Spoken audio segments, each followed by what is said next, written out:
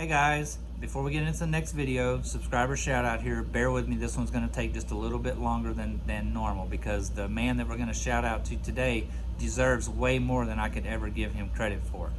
Today's shout out goes to Mr. Dwayne Greenwood. Guys, I have met Dwayne personally. He is instrumental in our lives, and Dwayne, thank you so much for believing in us and believing in what we're trying to do here. We do truly believe in you also, sir. Dwayne truly understands whenever we say life is short. And guys, Dwayne hosts his own Jeep show every year in Lufkin, Texas. It is called Jam Fest.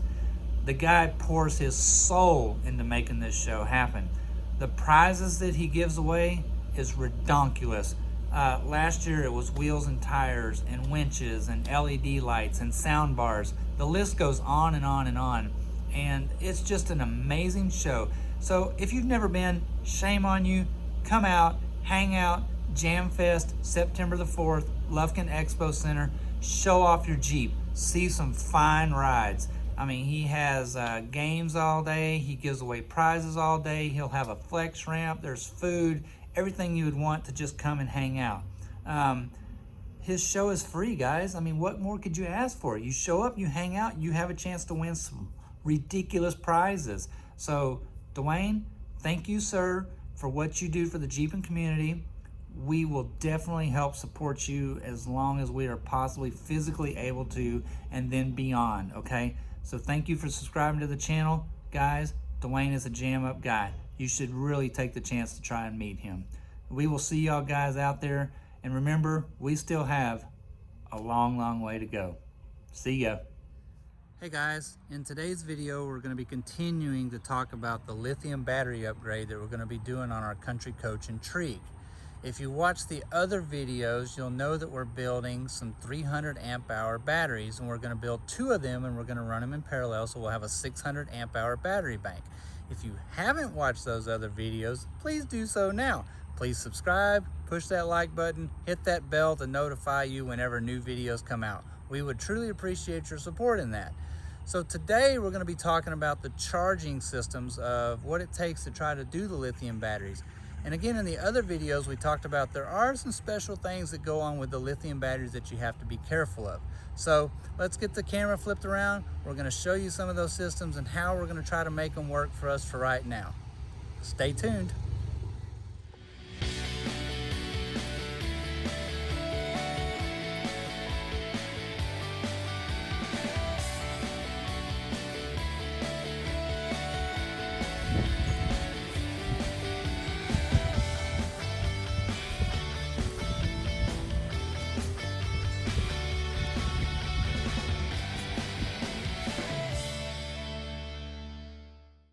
Okay guys, so you remember me talking about the fact that the lithium batteries like to absorb a lot of power, okay? So on our particular motorhome, again, we have a country coach Intrigue. We have the Cummins ISL engine. It makes 400 horsepower, 1,250 foot-pounds of torque, and on a 40-foot motorhome, pulling our Jeep, it does just fine. It'll cruise at 85 on the freeway on cruise control if you'll let it. On our engine, we do have the 160 amp alternator. Okay, again, lithium batteries love to take power. And if I would let them, they would probably try to take all 160 amps of that power. So you have to be careful and you have to limit that. So what we're going to do, again, on our particular coach is, if we walk around over here to the battery bay, again, we have 1 battery for the chassis and we have 2 house batteries. Okay, it's not that it can't be done, so don't quote me on that. Okay, I'm just going to say it's not that it can't be done, but it is generally hard to mix lithium batteries with unlike battery types. Remember, lithium batteries like to give up a ton of power, okay, but they also like to rest at a higher voltage than a traditional battery. Now, if you could charge these batteries up to their peak and then introduce a lithium battery to it, it will work. And there are videos out there where it has been done very successful. But again, in our situation right now, we're not going to try to mix lithium with traditional batteries, okay?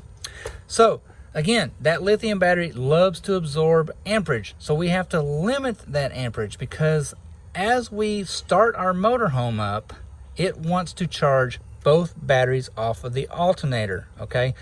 So that is what we're gonna call a line of sight between the house batteries and the coach batteries. So I have to interrupt that so that the house batteries don't technically see the coach battery. So the way we do that is, and again, this is on our motorhome, Country Coach Intrigue. I'm not sure of the other models, okay? This is gonna be a little hard to see, but up in here in our inverter charger compartment, if you can see back there, there are two contactors, okay? The contactor on the right is how it charges both batteries when the motorhome is running, okay? It has an oil pressure switch. When you start the engine, it closes the oil pressure switch and it engages the contactor, and then your alternator will charge your house batteries as well as your coach battery. So what I needed to do was I needed to take that signal that comes from that charging solenoid and I needed to interrupt it to where I could break it away from the two systems being combined. So what I did was I took the wiring that would have came off of that contactor and originally went to the house batteries, and I broke it out and I ran it over here to this little jewel. This is a Renogy DC to DC charger, okay? All it does is it takes our DC current and it charges at DC current. However, it is programmable, so we can change between the different battery types. Right now, I've already have it installed. Again, I have traditional batteries, so I just have it set up for flooded lead acid batteries. It does have a lithium setting on it. So when we do our changeover, we'll change this to where it will be lithium, okay? So when we crank the bus up, the oil pressure switch will close. It'll energize the charging solenoid, but rather than it go to the batteries, it will go to the DC to DC charger, okay? This DC to DC charger limits the output to 50 amps, okay? So on our 160 amp alternator, it is only gonna allow 50 amps to be used, okay? This particular DC to DC charger also acts as a solar charge regulator. It has a solar input, okay?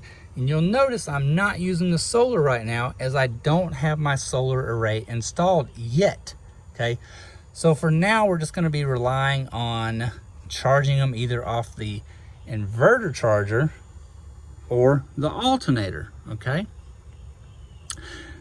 Our inverter charger, while it is not the most modern, I got in contact with Premier RV out in Oregon, and I talked to a very nice gentleman out there. His name is Kevin, and big shout out here to those guys at Premier, world class, especially on the country coaches. After talking with him and him putting me in contact with others, we realized that my AGM charging profile on here is really close to what the lithium charging profile is going to be. So for now, all I will have to do is reprogram my inverter charger to the AGM settings, and it will work okay for my lithium batteries until we change this out at a later date for one that is lithium specific, okay? This will charge at upwards of 90 amps, okay? If you remember again in the previous videos, I talked about the BMS that we're going to be using on our lithium batteries.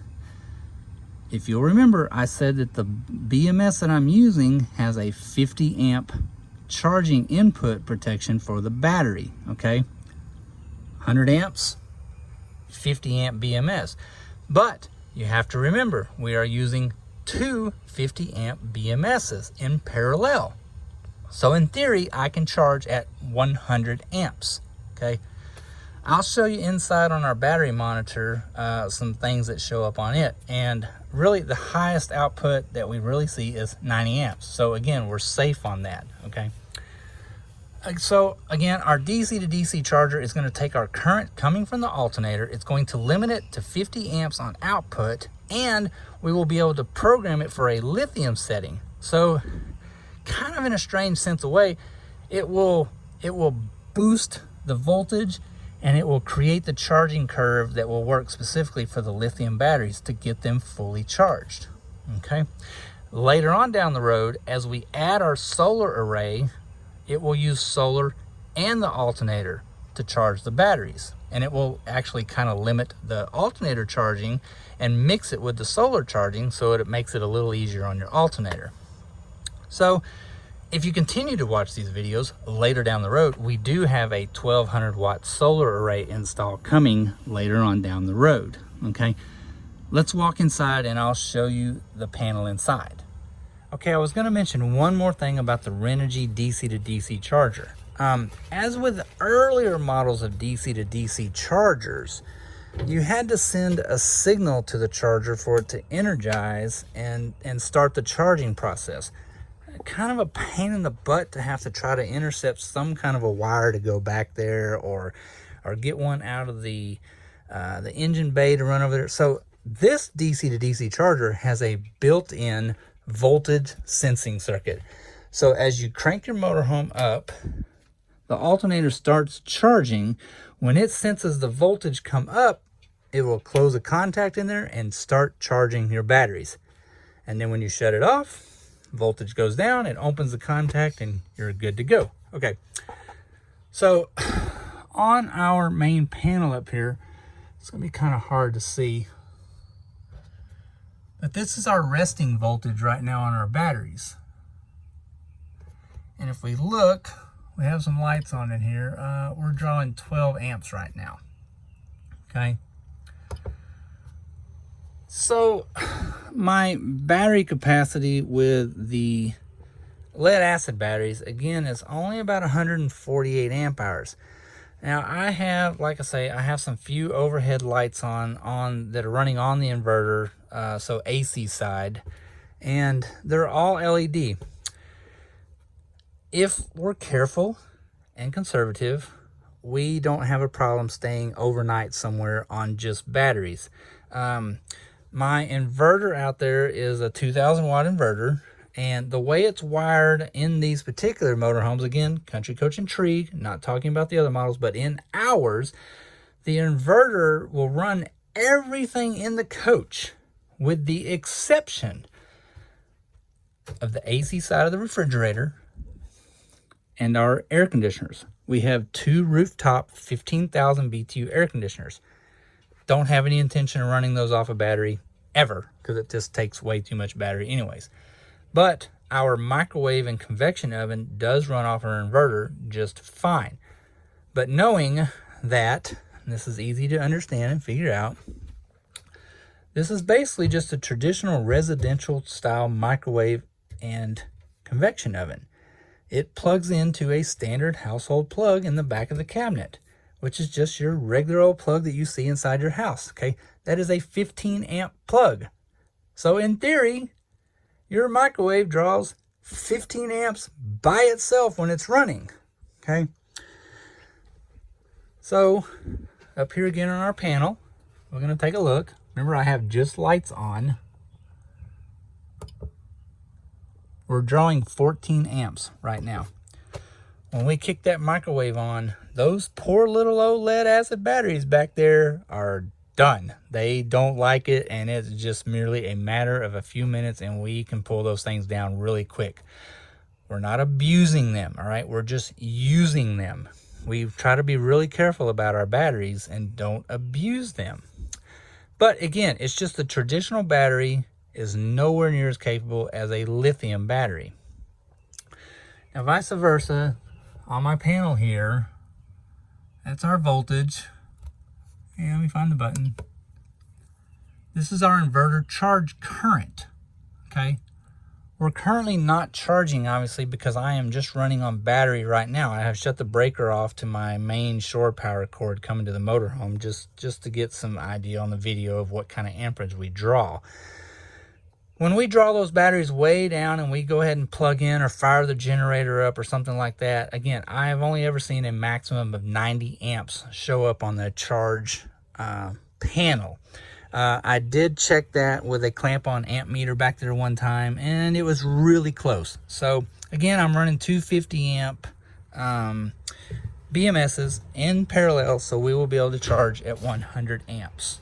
Okay, so that's a little overview of our charging system and in our particular situations of how we're going to do it right now. And again, I do plan on changing out the inverter charger later at a date for a lithium specific one that will do the lithiums, and we will get our lithium batteries installed. So we'll be showing that again in an upcoming video.